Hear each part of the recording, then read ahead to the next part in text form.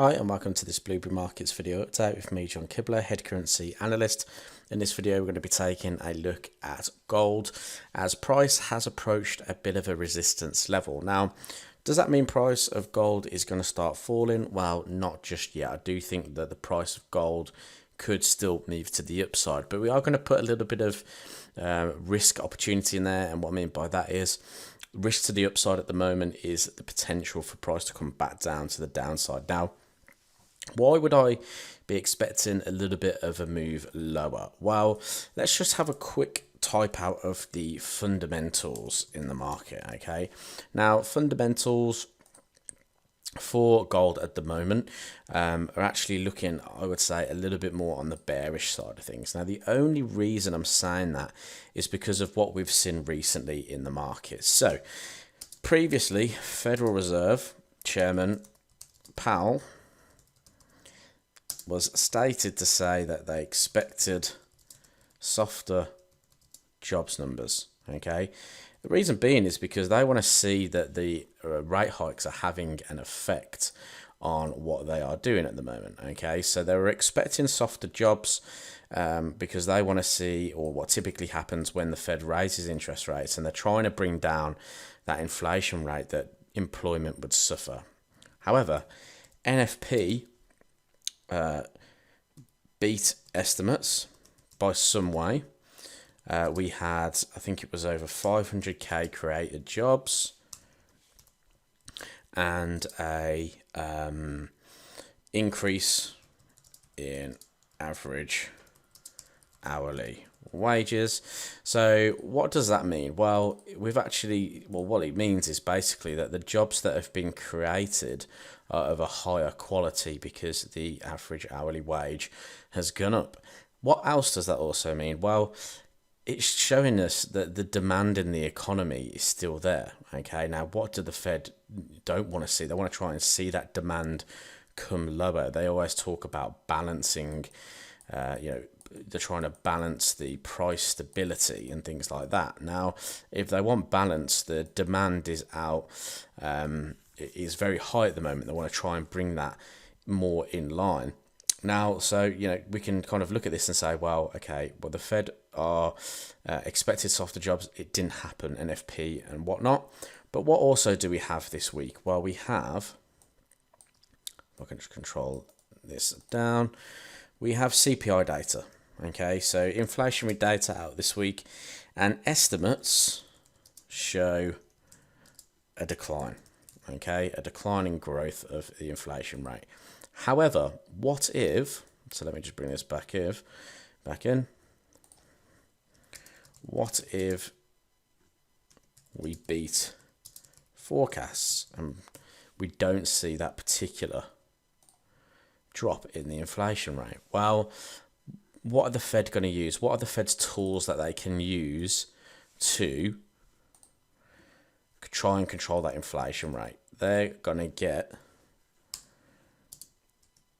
I'll put more aggressive on hikes. Now, if they get more aggressive on hikes, what is that going to do to the market? Well, this was pretty much the move that we had when the Fed started talking about hiking, going into a hiking cycle and hiking interest rates significantly. So we are expected another hike to come, but at the moment we were expecting a 50 basis points hike. However, the data, okay, is beating the estimates, okay? So in that case, are the Federal Reserve, is Jerome Powell, the chairman of the Federal Reserve, going to have to act more aggressively? And is that 50 basis points now going to be 75 to 100? Or is it even going to be, more than that, okay? Are we going to see that move there? So interesting debate here to have on gold, because we are at an interesting level from a technical perspective. We have support,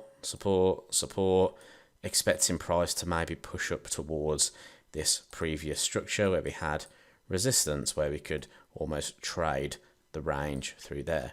However, if that's going to happen, we discussed this recently, if that's going to happen, we usually see some characteristics on the chart. So if I was to highlight down here, for instance, just grab a box tool down through there and just go to the weekly time frame and zoom out, you'll notice that price does something. It forms a reversal pattern. It formed a double bottom.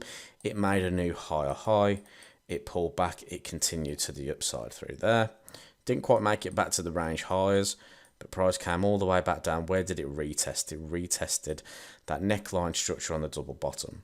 Well, what do we have here? We have a standard trend. The market is making lower lows and lower highs. We don't have any sign of a reversal pattern coming in here yet. So even from a technical point of view, if I was to not look at the bigger picture, which is sometimes something that you should always do, you would say, well, price is making lower lows and lower highs. My expectation of this market is to come down again and retest these structure lows through there. So what I want to draw your attention to is we're coming back to previous support. Could it turn resistance? Okay. Now, if it is going to turn into resistance, we'll use the top-down analysis again to say, well, what are the characteristics of that move, let's just say, through there, where we had the retracement phase turning into an impulsive phase. What if you go into a 4-hour time frame and you zoom out a little bit, what you'll notice is that price no longer begins to make higher highs and higher lows. We have a breakout of those lows, we come back in and we trend to the downside. A little bit messy there, obviously some news going on in around about that point as well, but it's a sign that price is going to start declining. What do we have here? Price is making higher highs, higher lows. Noticed the previous high isn't really as aggressive. You know, we're not getting a very clean close above that previous high. The momentum wasn't as if price was pushing even higher and then you could look for the buy again. It's only had a shallow push above the previous high. Now that's not necessarily a bad thing, but it can show you that maybe the buyers here are becoming exhausted. Okay, what you'll notice is as well, we drop back to the downside, we're making our way back up in line with normal trend, but we've come back into an area where selling has been present in the past. And at the moment, we're starting to reject it. Now, I would only be interested in gold back to the downside if we were to break a key low. Now, the key low to me would be the last low. Okay, so that would be here, which is 1764. Okay, so I'm just going to pop that there. So if we're looking at 1764, let's say 50 there, just to round it to a whole number. 1764.50 would be the level of interest for me. If price was to come back down, break this, make a new lower low pattern, I'd be really interested to see if that weekly trend was going to continue and we were going to see price push lower. Now, the CPI data may do that to price, okay, depending on how this CPI data comes in. If it beats estimates and we see an increase, I think that we will get that push to the downside, okay.